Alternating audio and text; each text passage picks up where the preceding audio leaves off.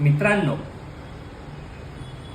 प्रत्येकाच्या आयुष्यात प्रत्येक वस्तूला आणि व्यक्तींना एक विशिष्ट आणि ठराविक किंमत असते.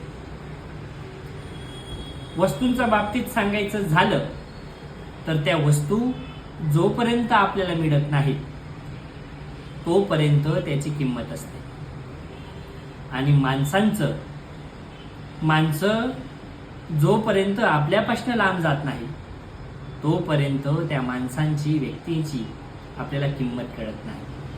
माणसं लांब गेल्यावर त्यांची किंमत करण्यापेक्षा जी तुमच्यावर प्रेम करताय, जी तुमची शुभचिंतक आहे आणि जी तुमच्या सुखात आणि दुःखात तुमच्या सोबत नेहमी आहेत, ती माणसं लांब जाण्याआधी त्यांची किंमत समजून घ्या, त्यांना जपा. हाच खरा आयुष्याचा जगण्याचा मूलमंत्र आहे.